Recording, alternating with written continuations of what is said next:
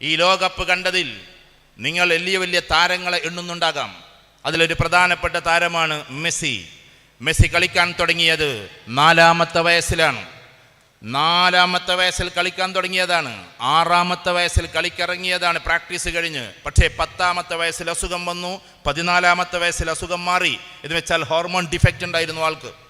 അതുകൊണ്ട് അസുഖം മാറി 15-ാമത്തെ വയസ്സ് മുതൽ തൻ്റെ രാജ്യത്തിന് വേണ്ടി അല്ലെങ്കിൽ തൻ്റെ ക്ലബിന് വേണ്ടി കളിക്കാൻ തുടങ്ങി. 16-ാമത്തെ വയസ്സിൽ അദ്ദേഹം രാജ്യത്തിന് വേണ്ടിയിട്ട് ചേക്കേറാൻ തുടങ്ങി. അപ്പോൾ മെസ്സി എന്ന് പറയുന്ന ആൾ കളിക്കുകയല്ല ചെയ്തത്. ആയിരക്കണക്കിന് കോടിക്ക് സിഗ്നേച്ചർ കൊടുക്കുമ്പോൾ it's not play, it's a part of career. അതാണ് നമ്മൾ മനസ്സിലാക്കേണ്ടത്. അദ്ദേഹം കളിക്കുകയല്ല. അപ്പോഴേക്ക് ചുരുങ്ങിയത് 5 ലക്ഷമെങ്കിലും അദ്ദേഹത്തിൻ്റെ ബൂട്ടിൻ്റെ വിലയുണ്ടാകും. എന്ന് വെച്ചാൽ അത്രയും ആയിരക്കണക്കിന് കോടികൾക്കാണ് സിഗ്നേച്ചർ കൊടുത്തുകൊണ്ട് ഗ്രൗണ്ടിലേക്ക് ഇറങ്ങുന്നത്. അതുകൊണ്ടാണ് അവർ ശരീരത്തിൽ നമുക്ക് ചിലപ്പോൾ ഇന്നത്തെ കാലഘട്ടത്തിൽ ആളുകൾ കുട്ടികൾ ഇങ്ങനെ പറയാറുണ്ട്, എന്ത് പെപ്സി കുടിക്കണ്ടേ, കൊക്കക്കോള കുടിക്കണ്ടേ, അത് കുടിക്കണ്ടേ, ഇത് കുടിക്കണ്ടേ. ഞാനതിനെതിര് പറയല്ല. പക്ഷേ തൻ്റെ മുമ്പിലിരിക്കുന്ന കൊക്കക്കോള എന്ന് പറയുന്ന സാധനം ഞാൻ കുടിക്കില്ല എന്ന് കാണിച്ചിട്ട് ഇൻ്റർവ്യൂവിന് വന്ന സമയത്ത് ജസ്റ്റ് അതൊന്ന് മാറ്റിവെച്ചപ്പോഴേക്കും അഥവാ അതുപോലും കുടിക്കാത്ത താരങ്ങൾ നമ്മൾ പഠിക്കേണ്ടത് അങ്ങനെയാണ്. തൻ്റെ ഇൻ്റർവ്യൂവിന് വേണ്ടിയിട്ട് വരികയാണ്, അതിലങ്ങോട്ട് മാറ്റിവെക്കുകയാണ്. എങ്ങനെ മാറ്റിവെച്ചിട്ട് നേരെ ബാഗിൻ്റെ സിബ് തുറന്നിട്ട് പച്ചവെള്ളം കുടിക്കാൻ എന്ന് പറഞ്ഞാൽ എൻ്റെ ഈ ഫിറ്റ് ബോഡിക്ക് കൊക്കക്കോള നല്ലതല്ല എന്ന് ലോകത്തിൻ്റെ മുമ്പിൽ അദ്ദേഹം പറയാം. ആ ഒരൊറ്റ എടുത്തുവെക്കലിൽ കോടികളാണ് ഷെയർ മാർക്കറ്റിൽ കൊക്കക്കോളയുടേത് ഇല്ലാതെയായത്. ഒരൊറ്റ എടുത്തുവെക്കലിൽ ദ ഗ്രേറ്റ് റൊണാൾഡോ ആരാന്ന് നിങ്ങൾക്കറിയാം. എന്ന ആള് സത്യത്തിൽ എന്തുപോലും കുടിക്കുന്നില്ല, പെപ്സി പോലും കുടിക്കുന്നില്ല, കൊക്കക്കോള പോലും കുടിക്കുന്നില്ല. ഇതാ നമ്മൾ മനസ്സിലാക്കണ്ടേ. ഉസ്താദുമാരും വലിയവരൊക്കെ ക്ഷമിക്കണേ, കുട്ടികളുടെ ലോകത്തായതുകൊണ്ട് അങ്ങനെ പറഞ്ഞു പോവാണ്. നമുക്കിതൊന്നും അറിയില്ല. നമുക്ക് ചിലപ്പോൾ അതിനെപ്പറ്റി ഇപ്പോഴത്തെ ഉസ്താദുമാർക്കൊക്കെ അത്യാവശ്യമൊക്കെ അറിയാം. അപ്പോൾ നമ്മൾ പഠിക്കേണ്ടത് അതാണ്. അതിൻ്റെ നെഗറ്റീവ് സൈഡല്ല. നമുക്കൊക്കെ ചിലപ്പോൾ മാതാപിതാക്കളോട് വളരെ ശ്രദ്ധിക്കണേ, മാതാപിതാക്കളോട് നല്ല രീതിയിൽ പെരുമാറാൻ അങ്ങോട്ട് കഴിയാറില്ല. മാതാവിനെ പുച്ഛമായി നമ്മൾ കാണുന്നു. ചിലപ്പോൾ ഉമ്മയുടെ ഉപദേശം അല്ലെങ്കിൽ ഉപ്പയുടെ ഉപദേശം അങ്ങനെ നമ്മൾ കാണുന്നു. അത്തച്ഛൻ പലയിടത്തും ഇന്നലെ കോട്ടയത്ത് പോയപ്പോൾ വേറെയാണ്. ഞങ്ങളെ നാട്ടിലൊക്കെ ഉപ്പ എന്നാണ് വിളിക്കാറുള്ളത്, ചില നാട്ടിൽ ബാപ്പച്ചി എന്നാണ് വിളിക്കാറുള്ളത്. എന്ത് വിളിച്ചാലും ശരി നമ്മുടെ പ്രിയപ്പെട്ട പിതാവ് അത് പറഞ്ഞാൽ നല്ലത്. മനസ്സിലായോ? പിതാവ് എന്ന് പറഞ്ഞ കോമൺ ഒരു വാക്കാണ്. അപ്പോൾ പിതാവിനോട് നല്ല രീതിയിൽ പെരുമാറാൻ നമുക്കൊരു പ്രയാസമാണ്. കാരണം പിതാവ് ഒരു ഉപദേശിയായിട്ടാണ് നമുക്ക് തോന്നുന്നത്, നമ്മുടെ മാതാവ് ഒരു ഉപദേശിയായിട്ടാണ് നമുക്ക് തോന്നുന്നത്. അതുകൊണ്ട് ഇവരോടൊക്കെ നല്ലൊരു പെരുമാറ്റം പോലും മോശമാണ്. നമ്മളെ നന്നായി ഗർഭം ചുമന്ന് നല്ല രീതിയിൽ പ്രയാസങ്ങൾ സഹിച്ച് ഒരുപാട് പ്രയാസങ്ങളിലൂടെ കടന്നു വന്ന് നമ്മളെ ഉമ്മ ജനിക്കുന്നത് മുതൽ സന്തോഷപ്പെട്ട് ഇതുവരേക്കും സന്തോഷത്തോടു കൂടി കഴിയുന്ന നമ്മുടെ പ്രിയപ്പെട്ട മാതാവ്. എന്നാൽ നിങ്ങൾ അറിയണം, ഒരു മാതാവ് ഗർഭം ചുമക്കുന്നു. ആ ഗർഭം ചുമക്കുന്നതിന് മുമ്പേ 2-3 മക്കൾ ഉണ്ടായതുകൊണ്ട് ദാരിദ്ര്യത്തെ ഭയന്നുകൊണ്ട് ഇത് അലസിപ്പിക്കണമെന്ന് തോന്നുന്നു. അങ്ങനെ എന്നേക്കുമായി ഈ കുഞ്ഞിനെ കൊന്നുകളയാമെന്ന് തീരുമാനിക്കുന്നു. ആ തീരുമാനം പിന്നീട് ഒരു മാതാവിൻ്റെ മാതൃത്വം ഉണർന്നപ്പോൾ അത് വേണ്ടെന്ന് വെക്കുന്നു. ആ വേണ്ടെന്ന് വെച്ച് പിന്നെ ആ കുട്ടിയെ പ്രസവിക്കുന്നു. എന്നിട്ട് ആ കുട്ടി വളർന്ന് വലുതാകുന്നു. എന്നിട്ട് നിങ്ങൾ പറയുന്നത് ദ ഗ്രേറ്റ് റൊണാൾഡോ എന്നറിയപ്പെടുന്ന കഥാപാത്രമായി മാറുന്നു. ഞാൻ പറയേണ്ടത് ഇത്രയേ ഉള്ളൂ. റൊണാൾഡോനെ പറ്റി പറയാനല്ല, പകരം ഈ ഉമ്മയുണ്ടല്ലോ, ഈ അമ്മ, നിങ്ങൾ പറയുന്ന പ്രിയപ്പെട്ട മാതാവ് തന്നെ കൊല്ലാൻ ശ്രമിച്ച മാതാവാണെന്ന് ആർക്കറിയാം? റൊണാൾഡോക്കറിയാം. കാരണം ചരിത്രത്തിൽ അത് പറയുന്നുണ്ട്. അനേകം പ്രാവശ്യം അദ്ദേഹം അത് കേൾക്കുന്നുണ്ട്. പക്ഷേ ലോകത്തിൽ എവിടെ കളിക്കാൻ വേണ്ടി പോയാലും ഈ അമ്മ ഒരു കോൾ ഫോൺ ചെയ്താൽ, ഒരു കോളിംഗ് ചെയ്തിട്ടുണ്ടെങ്കിൽ ഓടിയെത്തുന്ന കഥാപാത്രത്തിൻ്റെ പേരാണ് റൊണാൾഡോ. നമ്മളിന്ന് പാടത്ത് പണിയെടുക്കാൻ പോകുമ്പോൾ അല്ലെങ്കിൽ പാടത്ത് കളിക്കാൻ വേണ്ടി പോകുമ്പോൾ, സ്കൂളിൻ്റെ ഗ്രൗണ്ടിൽ കളിക്കുമ്പോൾ അമ്മച്ചി വിളിക്കുമ്പോൾ അല്ലെങ്കിൽ മാതാവ് വിളിക്കുമ്പോൾ ചെല്ലാൻ നമുക്ക് പറ്റുന്നില്ല എങ്കിൽ അതിൻ്റെ അർത്ഥം നമ്മൾ റൊണാൾഡോയെ കളി ഇഷ്ടപ്പെടുന്നു എന്ന് മാത്രമേ ഉള്ളൂ. അദ്ദേഹത്തിൻ്റെ പ്രകൃതത്തെ നമ്മൾ ഇഷ്ടപ്പെടുന്നില്ല എന്നുള്ളതാണ്. ഞാനിത് പറയുന്നത് ഒറ്റ കാര്യത്തിനാണ്. കാരണം ഇത് പറഞ്ഞ പെട്ടെന്ന് നിങ്ങളെ മനസ്സിലേക്ക് കയറും എന്നുള്ളതുകൊണ്ടാണ്. ലോകത്തിൽ ഇതിലും വലിയ കളിക്കാരാകാൻ ആർക്കും കഴിയില്ല. എന്നിട്ട് പോലും സ്വന്തം മാതാവ് വിളിക്കുമ്പോഴേക്ക് ഓടിയെത്തുന്ന മകനാണ് സത്യത്തിൽ റൊണാൾഡോ. അതുകൊണ്ട് നമ്മൾ അദ്ദേഹത്തിൽ നിന്ന് എടുക്കേണ്ടത് എന്താണ്? പേരാണ് ദ ഗ്രേറ്റ് റൊണാൾഡോ. അപ്പം നമ്മൾ ഈ വിശ്വാസികൾ ചിലപ്പോൾ നമ്മുടെ തെക്ക് ഭാഗത്തും ഈ ഭാഗങ്ങളിലൊക്കെ ഇന്നത്തെ കാലഘട്ടത്തിൽ ചിലപ്പോൾ ഈക്വാലിറ്റിയെക്കുറിച്ച്, ജെൻഡർ ഈക്വാലിറ്റിയെക്കുറിച്ച് അതേപോലെ തന്നെ പറയാറുള്ള ഒന്നാണ് എന്ത്, എത്തീസത്തെക്കുറിച്ചൊക്കെ സാധാരണയായി. പക്ഷേ ഞാൻ വെറുതെ ചോദിച്ചോട്ടെ, എല്ലാ കളിക്കാരും മുസ്ലിമീങ്ങളും അവരൊന്നും ആകില്ല, പലരും പലതും ആകാം, അങ്ങനെ എല്ലാ മതക്കാരും കളിക്കട്ടെ. പക്ഷെ നിങ്ങൾ ഒരൊറ്റ കളിക്കാരനെങ്കിലും കണ്ടോ പ്രാർത്ഥന പോലും നിർവഹിക്കാതെ ഗ്രൗണ്ടിലേക്ക് ഇറങ്ങുന്ന ആളുകളെ? നിങ്ങൾ കണ്ടോ? നിങ്ങൾ ഫുട്ബോളൊക്കെ ഞാൻ ഉസ്താദന്മാരോട് ഇരിക്കണേ, ഇപ്പോൾ ക്ഷമിക്കണം കേട്ടോ, ഞാൻ സൈക്കോളജിക്കലി ഇവരോട് സംസാരിക്കുകയാണ്. അവരവരുടെ മതത്തിലെ പ്രാർത്ഥനകൾ കഴിഞ്ഞിട്ട് മാത്രമേ അവർ ഗ്രൗണ്ടിലേക്ക് ഇറങ്ങിയിട്ടുള്ളൂ. ഗോളടിക്കുമ്പോഴും അവരുടെ പ്രാർത്ഥനയിലൂടെ അവർ പോകുന്നത്. മുസ്ലിമീങ്ങളായ ആളുകൾ ഗോളടിക്കുമ്പോൾ ആകാശത്തിലേക്ക് നോക്കി സുജൂദിൽ വീണിട്ടുണ്ട്. ക്രിസ്ത്യൻ സഹോദരന്മാർ അവരുടെ പ്രാർത്ഥനകൾ നടത്തിയിട്ടുണ്ട്. ഞാൻ പറഞ്ഞു വരുന്നത്, പ്രാർത്ഥനയില്ലാതെ മനുഷ്യരാരും മുന്നോട്ട് പോകുന്നില്ല എന്നതിൻ്റെ തെളിവാണ് ക്രിട്ടിക്കലായിട്ടുള്ള സമയങ്ങളിലൊക്കെ അതവർ നിർവഹിക്കുന്നു എന്നത്. അപ്പം നമുക്ക് നിസ്കരിക്കാതിരിക്കാൻ എന്തവകാശമാണുള്ളത്? ഞാൻ പറയാൻ മനസ്സിലാവുണ്ടോ? നിങ്ങൾ പറഞ്ഞ മനസ്സിലാവുണ്ടോ? നമുക്ക് നിസ്കാരമില്ല, ഒന്നുമില്ലാതെ എങ്ങനെ ഫേസ്ബുക്കിലും വാട്സപ്പിലും.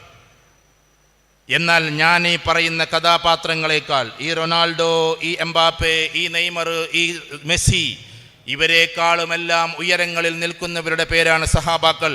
അതിനേക്കാളും മുകളിൽ നിൽക്കുന്ന ആളുകളുടെ പേരാണ് പ്രവാചകന്മാർ.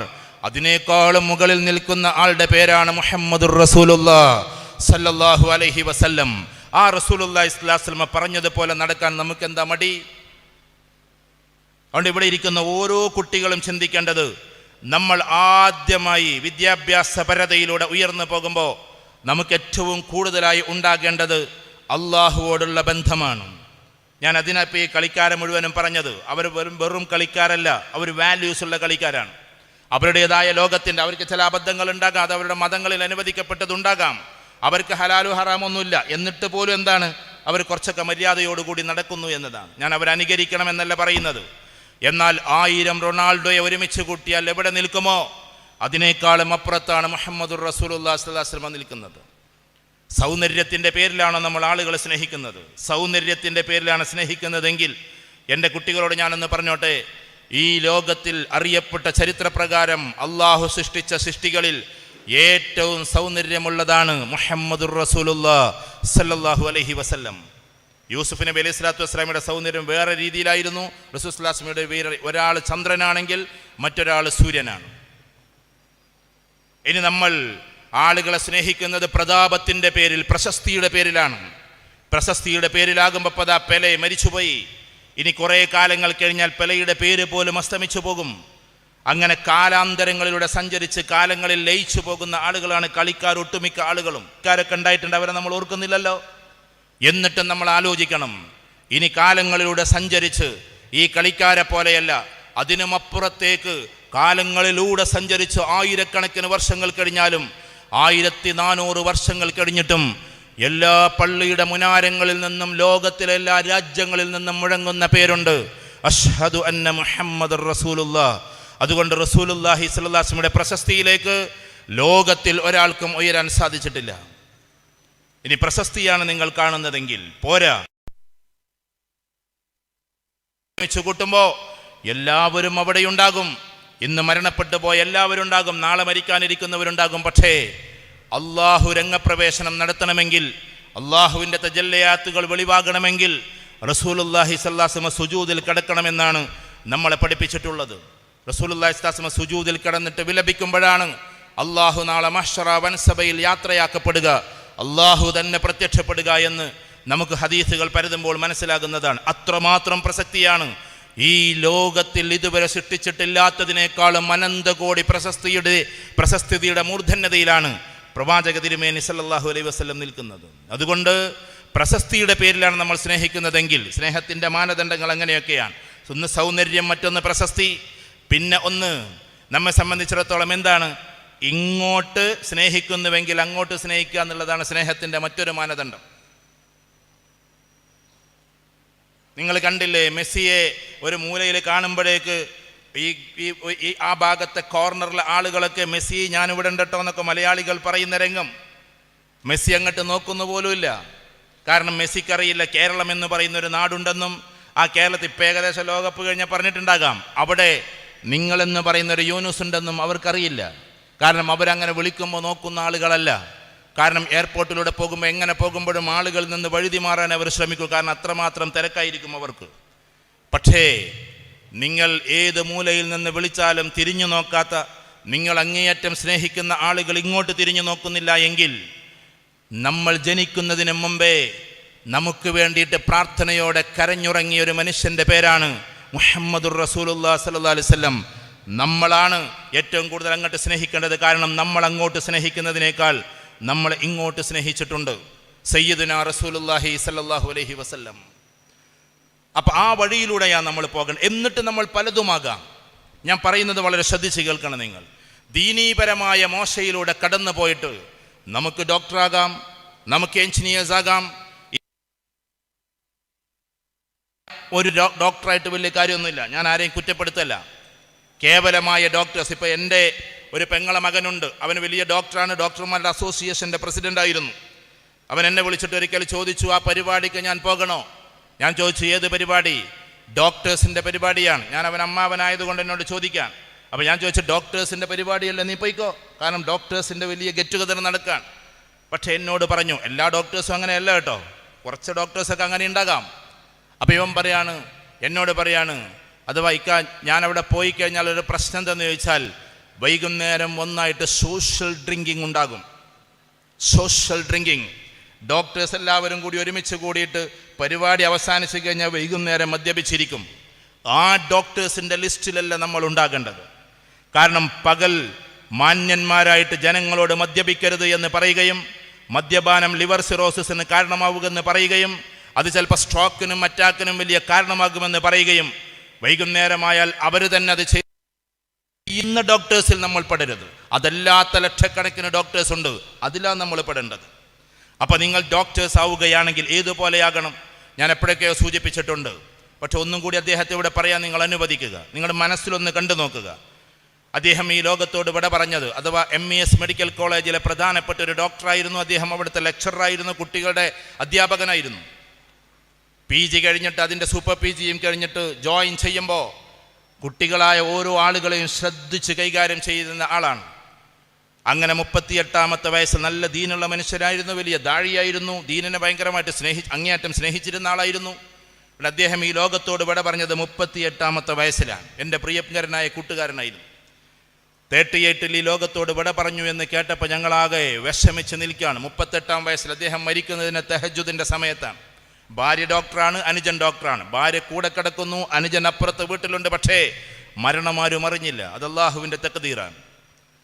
ചുരുക്കി പറഞ്ഞാൽ ഇദ്ദേഹം 38-ാമത്തെ വയസ്സിൽ മരിച്ചു എന്ന് കേട്ട ആ ദിവസം സങ്കടത്തോടെ ഞങ്ങളുടെ നാട്ടിൽ നിന്ന് പോകുമ്പോൾ ഒരു മനുഷ്യൻ കടന്നു വരികയാണ്. ആ രംഗം നിങ്ങൾ മനസ്സിൽ കാണുക. 70 വയസ്സ് പിന്നിട്ടിട്ടുള്ള ഒരാളാണ്. 70 വയസ്സ് പിന്നിട്ടിട്ടുള്ള ആ മനുഷ്യൻ വന്നിട്ട് എന്നോട് ചോദിച്ചു, നിങ്ങൾ ഡോക്ടർ ഹബീബ് മരിച്ചിടത്തേക്ക് പോവല്ലേ? അതെ, ഞാൻ ഡോക്ടർ ഹബീബ് മരിച്ചിടത്തേക്ക് പോവാണ് എന്ന് ഞാൻ പറഞ്ഞു. എനിക്ക് അദ്ദേഹത്തെ അറിയില്ല, അദ്ദേഹത്തിന് എന്നെ അറിയാം. ഞാൻ ഏതായാലും അങ്ങോട്ട് പോകുന്നു, അദ്ദേഹത്തിന് അറിയാമായിരിക്കും. ഞാനും പോരട്ടെ നിങ്ങളുടെ കൂടെ? അദ്ദേഹം ചോദിച്ചത് അങ്ങനെ സാധാരണ ഒരു മനുഷ്യനാണ്, ഒരു തോർത്തൊക്കെ ഇങ്ങനെ തോളത്തിട്ട് ഒരു നാടൻ ഇക്കയായിട്ടുള്ളൊരു ചോദ്യം. ഞാൻ പറഞ്ഞു, കയറിക്കോളിൻ. അങ്ങനെ എൻ്റെ വണ്ടിയിൽ കയറ്റി ഇങ്ങനെ പോകുമ്പോൾ ഞാൻ അദ്ദേഹത്തോട് ചോദിച്ചു, നിങ്ങളും ഡോക്ടർ ഹബീബും തമ്മിൽ എങ്ങനെയാണ് ബന്ധം? ഡോക്ടർ ഹബീബ് എന്ന് പറഞ്ഞാൽ പ്രശസ്തനായ ഒരു ഡോക്ടറാണ്. ഈ നാടൻ ഇക്കയും അദ്ദേഹവും തമ്മിൽ എന്താ ബന്ധമെന്ന് ഞാൻ ഇങ്ങനെ ചോദിച്ചറിയാം. അപ്പം അദ്ദേഹം പറഞ്ഞു, അതൊരു വലിയ കഥയാണ്. എന്നിട്ട് അദ്ദേഹം പറഞ്ഞു, എൻ്റെ ഭാര്യ മാത്രമേ എനിക്കുള്ളൂ, എനിക്ക് മക്കൾ ജനിച്ചിട്ടില്ല, ഇന്നേ വരെ കുഞ്ഞുങ്ങൾ ജനിച്ചിട്ടില്ല. അതുകൊണ്ട് ഞങ്ങൾ സങ്കടപ്പെട്ട് വീട്ടിൽ കഴിയുമ്പോൾ എൻ്റെ ഭാര്യയ്ക്ക് അസുഖം വന്ന് കിടപ്പിലാണ്. എനിക്ക് ഹെർണിയ വന്നു. ഹെർണിയ വന്നപ്പോൾ അത് ഓപ്പറേഷൻ ചെയ്യാൻ വേണ്ടിയിട്ട് കുറഞ്ഞ പൈസയുള്ളത് MESലാണ് എന്ന് കേട്ടപ്പോൾ ഞാൻ അങ്ങോട്ട് യാത്ര പുറപ്പെട്ടു. MESൽ ഞാൻ പോയി മുഴുവൻ കാര്യങ്ങൾ അറിഞ്ഞപ്പോൾ ഏകദേശം എത്ര കുറച്ചാലും ഒരു 25,000 രൂപയെങ്കിലും ഞാൻ കാണണമെന്ന് മനസ്സിലായി. 50 രൂപയും 100 രൂപയും ആളുകൾ ചായക്ക് വേണ്ടി തരുന്നത് മാത്രമാണ് ഞങ്ങളുടെ വീട്ടിലേക്കുള്ള ആകെയുള്ളൊരു ആശ്വാസം. അതല്ലാതെ 1000 രൂപ ഞാൻ കണ്ടിട്ടില്ല, 500 രൂപയും നമ്മൾ എന്താക്കിയിട്ടില്ല, സ്വന്തമായി അനുഭവിച്ചിട്ടില്ല. 100ഉം 200ഉം 300ഒക്കെ ആയിട്ട് ആളുകൾ ചായ കുടിക്കാൻ തരുന്നതാണ് എൻ്റെ വീട്ടിലേക്ക് ഞാൻ അരി കൊണ്ടുപോകാറുള്ളത്. അദ്ദേഹം സങ്കടത്തോട് കൂടിയിട്ട് പറയാണ്, അങ്ങനെ 25,000 എന്ന് ആലോചിച്ചപ്പോൾ 2,500 പോലും വകയില്ലാത്ത ഞാൻ എങ്ങനെയാണ് ഈ ഓപ്പറേഷൻ ചെയ്യുക എന്നാലോചിച്ചു. അങ്ങനെ ഞാൻ മെല്ലെ പുറത്തേക്കിറങ്ങുകയാണ്. വേദന സഹിച്ച് മുന്നോട്ട് പോകാമെന്ന് വിചാരിച്ച്, ഓപ്പറേഷൻ വേണ്ട എന്ന് വിചാരിച്ച് MESൻ്റെ വരാന്തയിലേക്ക് ഇങ്ങോട്ട് ഇറങ്ങിയപ്പോൾ അദ്ദേഹത്തിന് ചിലപ്പോൾ അവിടെ വേറെ പല കാര്യങ്ങളുണ്ടാകാം. കാരണം അവിടെ ചിലപ്പോൾ MES തന്നെ ഫ്രീ ആയിട്ട് കൊടുക്കുന്നുണ്ട്, അതൊക്കെ വേറെ കാര്യം. പക്ഷെ അതൊന്നും ഇദ്ദേഹത്തിന് അറിയില്ല. 25,000 രൂപ വേണ്ടി വരുമെന്ന് പറഞ്ഞപ്പോൾ മെല്ലെ പുറത്തേക്ക് ഇറങ്ങി. വരാന്തയിലേക്ക് ഇറങ്ങിയപ്പോൾ എന്നോട് പറഞ്ഞ വാക്ക് അങ്ങനെ ഞാൻ നിങ്ങളോട് പറയാൻ, നിങ്ങളെപ്പോലെ താടിയും വെച്ച് ജുബ്ബയും ഇട്ട് അതിൻ്റെ മുകളിൽ ഒരു കുഴലും വെച്ചിട്ട്, സ്റ്റെതസ്കോപ്പ് എന്ന് പറയാനുള്ള സ്കോപ്പൊന്നും ആ പാവത്തിനില്ല, കഴുത്തിൽ കുഴലിട്ടിട്ട് ഇങ്ങനെ നടക്കുന്ന മനുഷ്യനെ കണ്ടു. ഞാൻ അരികിൽ ഓടിയെത്തിയിട്ട് ചോദിച്ചു, നിങ്ങൾ ഇവിടുത്തെ ഡോക്ടറാണോ എന്ന് ചോദിച്ചു. അതെ, ഞാൻ ഇവിടുത്തെ ഡോക്ടറാണെന്ന് പറഞ്ഞു. അപ്പോൾ പറഞ്ഞു, എനിക്ക് ഇങ്ങനൊരു പ്രശ്നമുണ്ട്, എനിക്കൊരു ഹെർണിയുടെ അസുഖം, എൻ്റെ ഭാര്യ ഒറ്റക്കാണ്, മക്കളില്ല, പൈസയില്ല, അതുകൊണ്ട് എന്തു ചെയ്യും ഡോക്ടറെ എന്ന് ചോദിച്ചപ്പോൾ ഡോക്ടർ ഹബീബ് ഇങ്ങനെ താഴത്തോട്ട് ഇങ്ങനെ നോക്കിയിട്ടൊന്ന് ചിന്തിച്ചിട്ട് പറഞ്ഞത്രേ, നിങ്ങൾ അഡ്മിറ്റ് ആയിക്കോ എന്ന് പറഞ്ഞപ്പോൾ ഇന്നെന്നെയോ എന്ന് ചോദിച്ചത്, ഇത് അങ്ങനെ ഒരു ഓപ്പറേഷനാണ്. ഹെർണിയ എന്ന് പറഞ്ഞാൽ 2 ദിവസം കൊണ്ട് ഒഴിവാക്കേണ്ടുന്ന സാധനമാണ്. ജസ്റ്റ് ഒരു ഓപ്പറേഷൻ, ഒറ്റ ദിവസത്തെ ഇത്, അത് കഴിഞ്ഞാൽ വീട്ടിലേക്ക് പോകാം. വീട്ടിൽ പിന്നെ ആരുമില്ലല്ലോ, അവരെ സങ്കടപ്പെടുത്തണ്ടല്ലോ. അങ്ങനെ ബൈസ്റ്റാൻഡേഴ്സിനെ ഒന്ന് വിളിച്ച് ജസ്റ്റ് അതൊക്കെ ഒപ്പിടിച്ച് ഡോക്ടർ ഓപ്പറേഷൻ തിയേറ്ററിലേക്ക് കയറ്റുന്നതിന് മുമ്പ് അവസാനം ഡോക്ടർ ഹബീബായിരുന്നു എന്ന് കരഞ്ഞുകൊണ്ട് ഈ മനുഷ്യൻ പറയാൻ, ആരോരുമില്ലാത്ത എനിക്ക് ഡോക്ടർ ഹബീബ് കഞ്ഞും കൊണ്ടുവരികയാണ്, അതും പ്രശസ്തനായ ഡോക്ടർ. അവിടുത്തെ ഓരോ കുട്ടികളും വല്ലാതെ ബഹുമാനത്തോടു കൂടി കാണുന്ന ഡോക്ടർ സ്വന്തം ഉപ്പക്കെന്ന പോലെ, പിതാവിനെന്ന പോലെ കഞ്ഞി കൊണ്ടുവന്ന് കൊടുക്കാൻ. അത് കുടിച്ച് പിന്നെ മണിക്കൂറുകളോളം ഭക്ഷണം കഴിക്കാൻ കഴിയില്ല. രാവിലെ ഓപ്പറേഷൻ കഴിഞ്ഞ് 2 ദിവസമായപ്പോൾ എത്രയാണ് ബില്ല് വരികയെന്ന് എനിക്കറിഞ്ഞുകൂടാ. ഏകദേശം 25,000 എത്രയാ കുറച്ചത് എന്ന് അറിഞ്ഞുകൂടാ. ആരോടെങ്കിലുമൊക്കെ പറഞ്ഞ് കൊണ്ടുവരിക്കണമല്ലോ എന്ന് വിചാരിച്ചിങ്ങനെ ഇരിക്കുമ്പോൾ സിസ്റ്റേഴ്സിനോട് ഞാൻ പറഞ്ഞു, ഇത് ഏകദേശം എത്ര ആവും?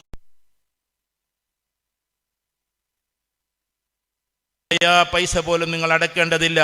25,000 രൂപ MESലേക്ക് ഡോക്ടർ ഹബീബിൻ്റെ പോക്കറ്റിൽ നിന്ന് എടുത്ത് അടച്ചിട്ടുണ്ട് എന്ന്. MESൻ്റെ വക ഫ്രീ അല്ല, ഡോക്ടർ ഹബീബ് എടുത്ത് അടച്ചിരിക്കുകയാണ്. അങ്ങനത്തെ ഡോക്ടേഴ്സ് ആകാനാണ് നമ്മൾ ശ്രമിക്കേണ്ടത്. നമുക്ക് ആളുകൾക്ക് ഓപ്പറേഷൻ ചെയ്ത് കൊടുത്തിട്ട് പൈസയൊക്കെ നിങ്ങൾ വാങ്ങിച്ചോ ഉള്ളവരുടെ കയ്യിൽ നിന്ന്. എന്നെങ്കിലും ഒരിക്കൽ ഇതുപോലെ മനുഷ്യർ കടന്നു വരും, നയാ പൈസ കയ്യിലില്ല സാർ, നിങ്ങളൊന്ന് ഓപ്പറേഷൻ ചെയ്യുമോ എന്ന് പറഞ്ഞ് കടന്നു വരുമ്പോൾ ഡോക്ടർ ഹബീബിനെ നിങ്ങൾ ഓർക്കണം. ഹബീബിനെ പോലെ ആകാൻ നിങ്ങൾ മെനക്കെടണം. അതിൻ്റെ പേരാണ് വിദ്യാർത്ഥിത്വം എന്ന് പറഞ്ഞാൽ. അങ്ങനെ ഡോക്ടേഴ്സായി നമ്മൾ മാറാനാണ് മുസ്ലിം ജമാഅത്ത് ഇവിടെ നമ്മളെ സംഘടിപ്പിച്ചിട്ടുള്ളത്. ഈ ലക്ഷ്യത്തോടു കൂടി പോകുമ്പോഴാണ് നമ്മൾ യഥാർത്ഥ ലക്ഷ്യസ്ഥാനത്ത് എത്തിച്ചേരുന്നത് അപ്പോഴാണ്. എൻ്റെ പ്രിയപ്പെട്ട കുട്ടികളോട് ഞാൻ 1-2 കാര്യങ്ങൾ ചോദിച്ചോട്ടെ. നമ്മൾ ഇന്നെവിടെയാണ് നിൽക്കുന്നത്?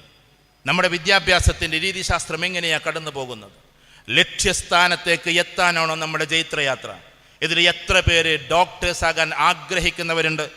ഞാൻ പറഞ്ഞ മാതാപിതാക്കളുടെ സമ്മർദ്ദം കൊണ്ട് ആകല്ലാതെ രക്ഷയില്ല എന്നുള്ളവരെ കുറിച്ചല്ല ഞാൻ പറയുന്നത്. അങ്ങനെ കുറേ കുട്ടികളുണ്ടാവും, മാതാപിതാക്കളെ ഇഞ്ചക്റ്റ് ചെയ്തിട്ട് ഡോക്ടേഴ്സ് ആക്കാൻ വേണ്ടി ശ്രമിക്കുന്ന ആളുകൾ. അത് ഞാൻ ഇതിന് ശേഷമുള്ള സെഷനിൽ മാതാപിതാക്കളോട് പറഞ്ഞോളാം. കാരണം അതിന് പറ്റുന്ന ആൾക്കാരെ ഡോക്ടേഴ്സ് ആകേണ്ട കാര്യമുള്ളൂ, എല്ലാവരും പിടിച്ച് ഡോക്ടേഴ്സ് ആക്കേണ്ട കാര്യമില്ല. പക്ഷെ എന്നാലും സ്വന്തത്തിൽ എനിക്ക് ഡോക്ടർ ആകണമെന്ന് ആഗ്രഹിക്കുന്നവരെന്ന് എഴുന്നേറ്റ് നിന്നാട്ടെ. അങ്ങോട്ട് എഴുന്നേറ്റ് നിന്നു ആഗ്രഹിക്കുന്നവർ ഗൈനക്കോളജിസ്റ്റുകളായിരിക്കും കൂടുതൽ ഉണ്ടാകുക അല്ലേ? നിങ്ങൾ ഗൈനക്കോളജിസ്റ്റുകൾ മാത്രമല്ല കേട്ടോ, ഞാൻ തമാശ പറഞ്ഞതാണ്. ആൺകുട്ടികളുടെ കൂട്ടത്തിൽ ആരുമില്ലേ ഡോക്ടേഴ്സ് ആകാൻ ആഗ്രഹിക്കുന്നവർ? ഒന്ന് എഴുന്നേറ്റ് നിന്നാട്ടെ. ഇത്രയും ഡോക്ടേഴ്സ് ഉണ്ട്. ഇതാ കണ്ട പെൺകുട്ടികളെ ഇപ്പോൾ പഠിക്കുന്ന ആൾക്കാർ. പെൺകുട്ടികളുടെ അത്ര പഠനം ഇന്ന് ആൺകുട്ടികൾക്കില്ല. പെൺകുട്ടികൾ വേണമെങ്കിൽ ഒന്ന് കൈയടിച്ചോ അതിന് വേണ്ടിയിട്ട്. പെൺകുട്ടികളാണ് ഏറ്റവും സ്ട്രോങ്ങിൽ പഠിക്കുന്നവർ. പക്ഷേ ഭാവിയിൽ വലിയൊരു ദുരന്തം വരാനിരിക്കുകയാണ്. നിങ്ങളിപ്പോൾ കൈയടിച്ചല്ലോ, ഇമ്മാതിരി മൈന്തന്മാരെയാണ് ഞങ്ങളുടെ ഭാഷയിൽ പറഞ്ഞ് ഞങ്ങൾ കല്യാണം കഴിക്കേണ്ടി വരിക. ഞാൻ നിങ്ങളെ കുഴപ്പം പറഞ്ഞല്ലോ കേട്ടോ, ഞാൻ വെറുതെ നിങ്ങളെ മോശമാക്കിയല്ലേ, തമാശ പറഞ്ഞതാണ്. ഈ കൊല്ലത്തെ മുഴുവൻ മക്കളും ആൺകുട്ടികളും നല്ല മിടുക്കന്മാരായ കുട്ടികളാണ്. അതുകൊണ്ട് ഭാവിയിൽ ഒരു സോഷ്യൽ ഇഷ്യൂ വരാനിരിക്കുന്നു ആൺകുട്ടികൾ പഠിച്ചിട്ടില്ല എങ്കിൽ. വേറെയുള്ളത് ഞാൻ തമാശ പറഞ്ഞതാണ്, മക്കളെന്നോട് ക്ഷമിക്കണം കേട്ടോ, ഇടയ്ക്കൊരു തമാശയും വേണമല്ലോ, അതുകൊണ്ടാണ്. ശരി, എല്ലാവരും ഇവർക്ക് വേണ്ടി ഒന്ന് കൈയടിച്ചു കൊടുത്തട്ടെ. ആൺകുട്ടികൾ എല്ലാവരും ഒന്ന് കൈയടിച്ചു കൊടുത്തു. ഭാവിയിലെ ഡോക്ടേഴ്സാണ്. ഇരുന്ന് ഇവിടെ എത്ര പേരുണ്ട് എൻജിനീയേഴ്സ് ആവാൻ ആഗ്രഹിക്കുന്നവർ? JEE ഒക്കെ എഴുതി IIT-യിലോ NIT-യിലോ അല്ലെങ്കിൽ CET-യിലോ അല്ലെങ്കിൽ നിങ്ങളുടെ പ്രശസ്തമായ 2ാം അറിയപ്പെടുന്ന നമ്മുടെ TKM എഞ്ചിനീയറിംഗ് കോളേജിലോ എവിടെയെങ്കിലുമൊക്കെ ജോയിൻ ചെയ്യണമെന്ന് ആഗ്രഹിക്കുന്ന എഞ്ചിനീയേഴ്സ് ഒന്ന് എഴുന്നേറ്റ് നിന്നാട്ടെ. എഴുന്നേറ്റ് നിന്നോളിൻ. ഇവിടെ ആരും ഇല്ലേ ഇനി എഞ്ചിനീയർ ആകാൻ പറ്റിയവർ? വേഗം എഴുന്നേറ്റുന്ന മക്കളെ, സമയമില്ല നമ്മുടെ മുമ്പിൽ. എത്ര പേരുണ്ടെന്ന് നോക്കിയാട്ടെ. ഈ 2-3 ആൾക്കാരുണ്ട്, എല്ലാവരും ഒന്ന് കൈയടിച്ചു കൊടുത്താട്ടെ. ശരി, PSC PSC എഴുതിയിട്ട് നല്ല രീതിയിൽ നല്ല പൊസിഷനിലെത്താൻ കൊല്ലം PSCയുടെ ഈറ്റില്ലമാണ്. അതുകൊണ്ട് തന്നെ ഇങ്ങനെ തഹസിൽദാർ മുതൽ അല്ലെങ്കിൽ ഇങ്ങോട്ട് വില്ലേജ് ഓഫീസർ മുതൽ അങ്ങോട്ട് സ്റ്റാറ്റിസ്റ്റിക്സ് ഡിപ്പാർട്ട്മെൻറ്റ് മുതൽ എക്കണോമിക്സ് ഡിപ്പാർട്ട്മെൻറ്റ് മുതൽ എഡ്യൂക്കേഷൻ ഡിപ്പാർട്ട്മെൻറ്റ് മുതൽ എല്ലാ ഡിപ്പാർട്ട്മെൻറ്റിലേക്കും PSC എഴുതിയിട്ട് പോകണമെന്ന് ആഗ്രഹിക്കുന്നവരെന്ന് എഴുന്നേറ്റ് നിന്നാട്ടെ. വേഗം എഴുന്നേറ്റ് നിന്നോ, സമയമില്ല. PSC എഴുതിയിട്ട് പബ്ലിക് സർവീസ് എന്ന് പറയുന്ന സാധനത്തിലേക്ക് പോകാൻ ആഗ്രഹിക്കുന്നവരെന്ന് എഴുന്നേറ്റാട്ടെ. കേരള PSC ഗവൺമെൻറ് ജോലി ആഗ്രഹിക്കുന്ന കുട്ടികളാണ്. ഗവൺമെൻറ് ഉദ്യോഗസ്ഥന്മാരാ ഭാവിയിൽ. എല്ലാവരും ഒന്ന് കണ്ടേക്ക്, ഒന്ന് ഉഷാറായിട്ട് കൈയടിച്ചു കൊടുത്തേക്ക്. റൈറ്റ്, ഇരുന്ന മക്കളെ, ഇനി ഞാനൊരു കാര്യം ചോദിച്ചോട്ടെ. ഇതിൽ എത്ര പേര് ഭാവിയിൽ ബിസിനസ്സുകാരാകാൻ ആഗ്രഹിക്കുന്നുണ്ട്? ബിസിനസ്സുകാരാകാൻ ആഗ്രഹിക്കുന്ന ആൾക്കാരൊന്ന്, ആൺകുട്ടികൾ കുറേ കൂടുതൽ അതായിരിക്കും ഉണ്ടാവുക, എങ്ങനെയെങ്കിലും ഒന്ന് ബിസിനസ്സുകാരാകണമെന്ന്. നല്ല ബിസിനസ്സുകാർ.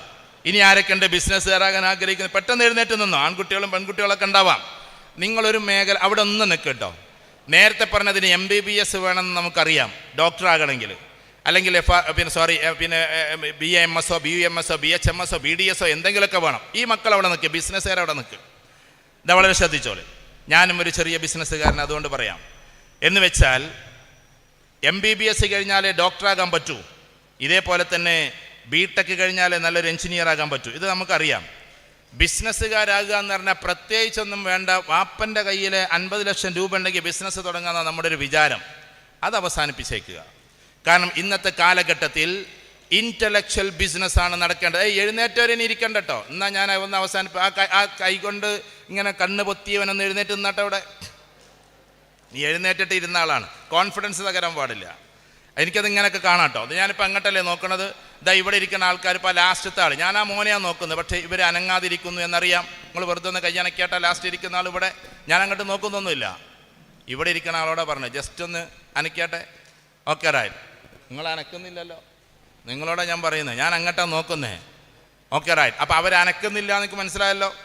അപ്പോൾ അങ്ങോട്ട് നോക്കിയാലും കാര്യം കാണും. അതുകൊണ്ട് നമ്മൾ എഴുന്നേറ്റ് നിന്ന് ഇരുന്നാലും ഞാൻ അങ്ങോട്ടാണ് നോക്കണമെങ്കിൽ ഇവിടെ നടക്കുന്നത് കുറേശ്ശെ കാണാം. അതൊരു ട്രെയിനിങ്ങിൻ്റെ ഭാഗമാണ്. അപ്പോൾ ആ കുട്ടി അവിടെ കൈപ്പൊക്കി, ആ കുട്ടി പിന്നെ ഞാൻ അങ്ങോട്ട് നോക്കുന്നേ ഇല്ല. ഈ ഇങ്ങനെ കൈ ഇങ്ങനെ. നേരത്തെ നിങ്ങൾ പറഞ്ഞല്ലോ അവിടെ എത്ര പേരായിരിക്കുന്നതെന്ന് ഇങ്ങോട്ട് നോക്കിയിട്ട് നിങ്ങൾക്ക് പറയാമായിരുന്നു. അതിനൊരു ട്രിക്കുണ്ട്. ആ ട്രിക്ക് നിങ്ങൾക്കറിയാത്തത് കൊണ്ടാണ് ഇങ്ങോട്ട് നോക്കിയിട്ട് അവിടെ എത്ര ആളായിരിക്കുന്നത് പറയാൻ പറ്റാതിരുന്നത്. അപ്പോൾ ഇതേപോലെ എൻ്റെ പ്രിയപ്പെട്ട കുട്ടികളോട്, ബിസിനസ് ചെയ്യാനാണ് നിങ്ങൾ ഉദ്ദേശിക്കുന്നതെങ്കിൽ അറ്റ്ലീസ്റ്റ് നിങ്ങൾ ചെയ്യേണ്ടത് അതിൻ്റെ പീക്കിലേക്ക് കയറാൻ ശ്രമിക്കലാണ്. ആ ശ്രമത്തിൻ്റെ ഭാഗമായി IIM-ലേക്ക് എത്താൻ സാധിക്കുമെങ്കിൽ അങ്ങനെ എത്തലാണ്. അതിന് ഡിഗ്രി കഴിഞ്ഞ് CAT എന്ന് പറയുന്ന എക്സാമുണ്ട്. അതേതാ, കോമൺ അഡ്മിഷൻ ടെസ്റ്റ്. അത് പാസ്സായി IIM-ലേക്ക് എത്തി, അല്ലെങ്കിൽ അതേപോലെ തന്നെ ഏതെങ്കിലും ടോപ്പ് റേഞ്ചിലുള്ള യൂണിവേഴ്സിറ്റിയിലെത്തി. ആ യൂണിവേഴ്സിറ്റിയിൽ നിന്നും PG കഴിഞ്ഞിട്ടല്ലാതെ നമ്മളാരും ബിസിനസ് തുടങ്ങരുത്. അപ്പോൾ ഈ തുടങ്ങിയവരൊക്കെ ഇപ്പം എങ്ങനെ തുടങ്ങിയത് സാറേ എന്ന് ചോദിക്കും. ഇത്രയും കാലഘട്ടം പോലെയല്ല. ഇതുവരേക്കും പൈസയുള്ളവരായിരുന്നു ബിസിനസ് തുടങ്ങിയിരുന്നത്. ഇനി പൈസയില്ലാതെ ബിസിനസ് തുടങ്ങാൻ പറ്റേഴ്സായിട്ട് മാറിയിട്ടുള്ള കുട്ടികളാണ്. അവരൊക്കെ എത്ര സാഹസത്തിലൂടെ അവിടെ എത്തിയത് നമുക്കറിയാം. അങ്ങനെ പോകണമെന്ന് വിചാരിച്ച് നിങ്ങൾ പോയാലും എത്തില്ല എന്നാണ് ഞാൻ പറഞ്ഞുകൊണ്ടിരിക്കുന്നത്. അതുകൊണ്ട് പ്രൊഫഷണലി ലോഞ്ച് ചെയ്യണം. വെറുതെ സ്പോർട്സ് എന്നും പറഞ്ഞാൽ നമ്മൾ കളിക്കരുത്. സ്പോർട്സിലേക്ക് കൃത്യമായിട്ട് പോകാൻ പറ്റുന്നവരെ പോയിട്ട് കാര്യമുള്ളൂ. ഇരുന്നു മക്കളെ. ഇനി ഇതൊന്നുമല്ലാതെ സാർ ഞങ്ങൾക്ക് ഇതിനേക്കാൾ എന്ന് പറഞ്ഞാൽ ഇന്ത്യൻ പ്ലേയേഴ്സ് ആവൽ വലിയ സംഭവമൊക്കെ തന്നെയാണ്. പക്ഷെ ഇൻ്റലക്ച്വലി ഇതിനേക്കാളൊക്കെ ഉയരത്തിലേക്ക് എത്തണം, സിവിൽ സർവീസിലേക്ക് എത്തണമെന്ന് ആഗ്രഹിക്കുന്നവരാരൊക്കെ ഒന്ന് എഴുന്നേറ്റ് നിന്നാട്ടെ. IAS IPS IFS IES IRS ഒക്കെ എഴുതി, IIS ഒക്കെ എഴുതി. ഏറ്റവും അത് ഒന്നിച്ചൊരു ടെസ്റ്റാണ്, അതിൻ്റെ റാങ്കിങ് ആണ് നിശ്ചയിക്കുക. അങ്ങനെ ഇൻ്റർവ്യൂ ഒക്കെ കഴിഞ്ഞ് ഇന്ത്യയിലെ ടോപ്പ് റേഞ്ചിലേക്ക് എത്തണമെന്ന് ആഗ്രഹിക്കുന്നവരാരൊക്കെയാണ്? ഇത്രയും കുട്ടികളുണ്ട് സിവിൽ സർവീസിലേക്ക്.